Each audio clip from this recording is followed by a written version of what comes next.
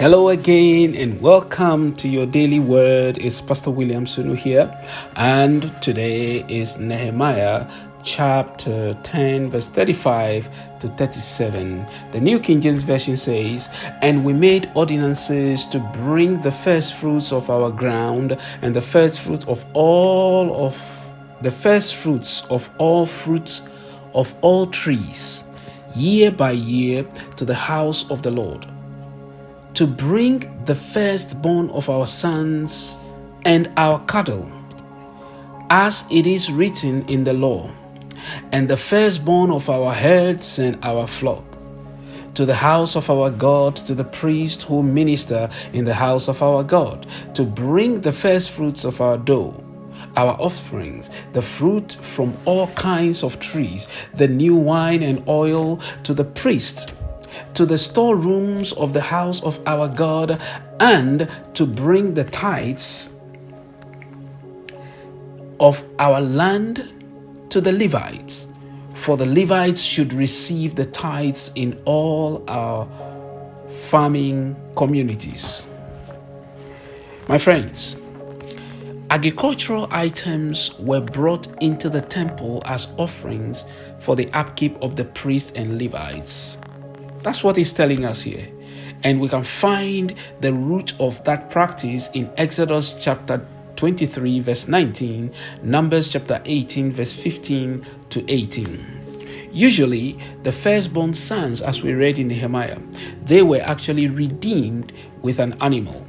So, for example, instead of taking your firstborn son or your firstborn son, not daughters but sons, you can decide to, redeem your son with a sheep. And the sheep, of course, will be slaughtered on the altar as a sacrifice. Of course, when the sacrifice is done, the meat will be enjoyed by the priests, etc., etc.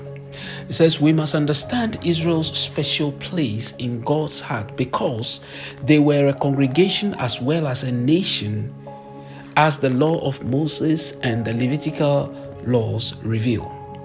Now, what I want to bring out of these verses is that the priests and the Levites in those days were not allowed to farm like every other person.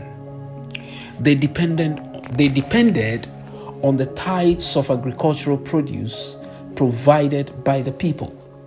That was something God ordained back then. Now, when it comes to us pastors, New Testament, Bible-believing, dispensation of grace pastors, we are ministers of the gospel, and therefore we are on God's payroll. The New Testament also makes it abundantly clear that the laborer is worthy of his wages. Luke chapter 10 verse 17. And those who labor are worthy, of double honor. 1 Timothy 5:18. And again in the same portion, 1 Timothy 5:18, the same verse, the Apostle Paul says that, do not muzzle an ox while it treads the corn. So those who are taught must learn to give to those who teach.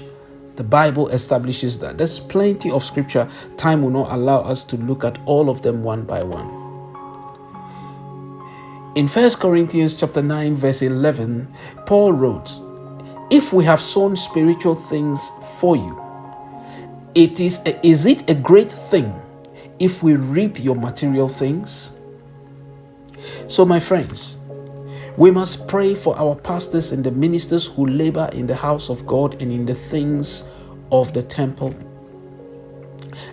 But we must also make it a point to bless them with our gifts, especially the ministers who are serving God faithfully in the house of God. We must bless them with our gifts. God bless you as you seal on this word. Have a great day.